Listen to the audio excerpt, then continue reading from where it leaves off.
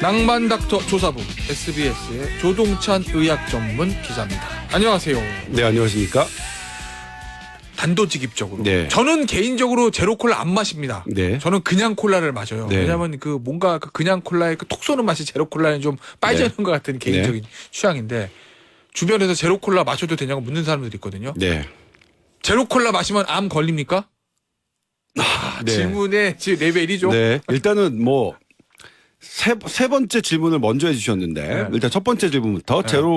제로 콜라 마시면 암 발병 위험이 높아지느냐? 높아집니다. 정말요? 로이터가 네. 단독 기사라면서 지난달에 썼어요. 네.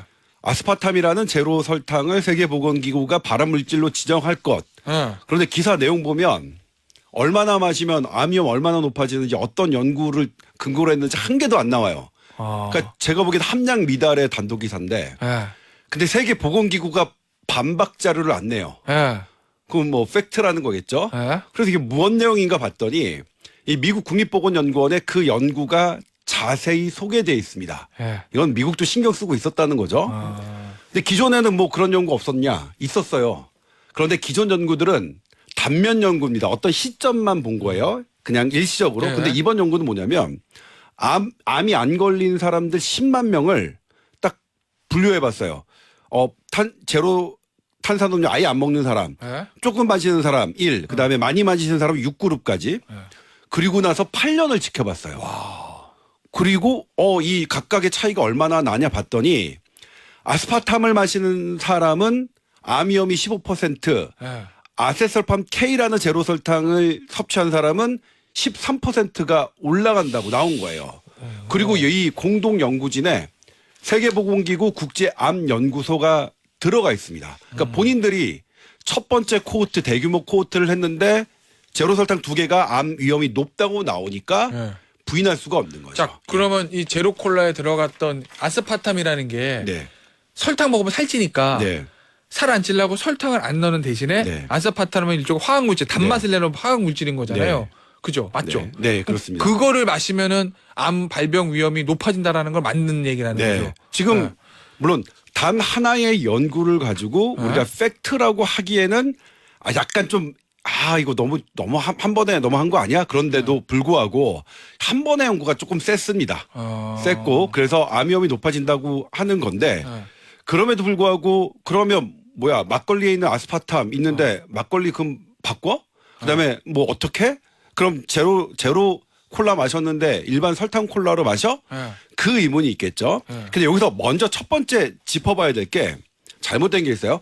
아니 보니까 기사 보니까 1일 허용치보다 적게 먹으면 괜찮다는데 근데 보니까 뭐 아스파탐 1일 허용치 먹으려면 콜라 30캔 먹어야 된다는데 네, 그런 기사 봤어요. 요건 잘못됐습니다. 그래요? 왜냐면 이 제로 설탕은 단맛이 최소 200배에서 600배까지 강해서 아주 조금만 쓰거든요. 네. 조금만 써서 이 1일 허용치를 넘기가 되게 어려워요.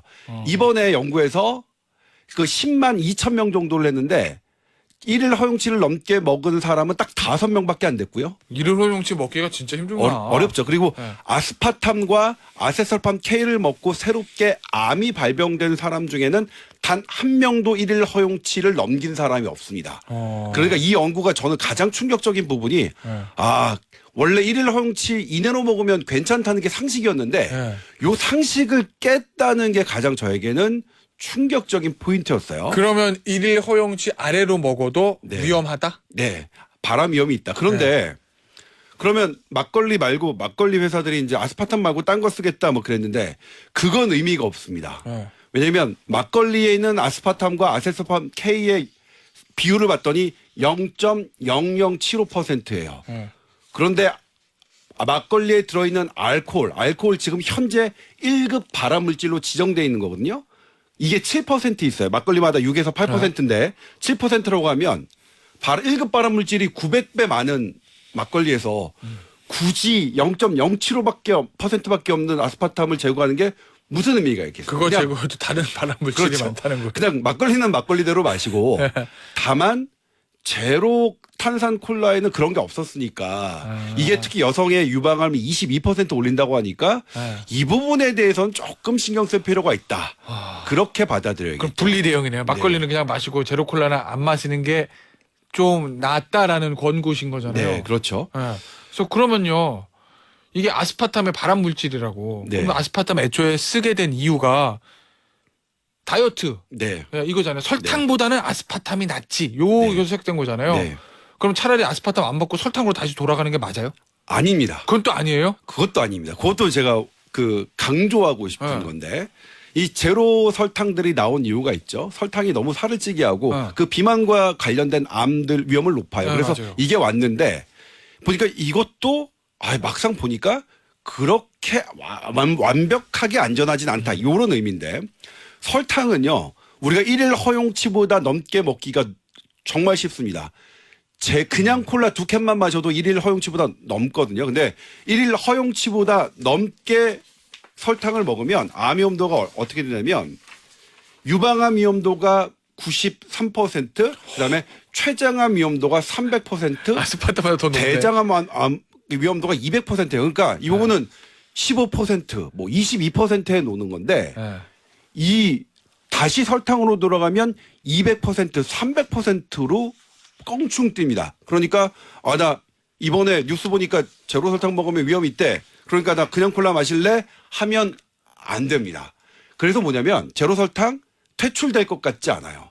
여전히 대체품이 설탕보다는 암 위험이 훨씬 낮으니까요. 없었으면 좋겠는데 뭐 있게 나온 걸 뭐 부정할 수도 없고 있는 건 있는 건데 그럼에도 불구하고 원래 있었던 설탕으로 되돌아가는 것보다는 암 위험이 훨씬 낫다.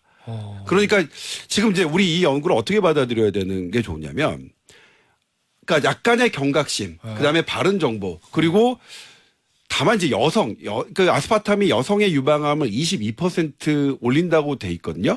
근데 여성들이 특히 이제 살찌는 것 때문에 맞아요. 그 다이어트 코크, 다이어트 뭐 사이다 이런 걸 찾잖아요. 그래서 그런 부분을 조금 신경 써서 나의 탄산음료 패턴, 식음료 패턴을 조금 교정하는 계기로 삼는 게 합리적이지 않을까 싶습니다. 그러면 결론은 네. 단 게 그렇게 안 좋다는 거예요, 몸에?